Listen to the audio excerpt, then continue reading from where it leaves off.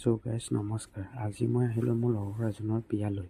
বিয়া খাম বুলি আহি দেখিলোঁ আপোনাৰ বিয়া ঘৰত মোৰ লগৰ কেইজনমানে গান গাই আছে আৰু খুবেই ভাল গান গাইছে। এইজন লগৰজনে মোৰ আৰ্মিত চাকৰি কৰে। তাৰ গান শুনো আহক কেনেকৈনো গাইছে।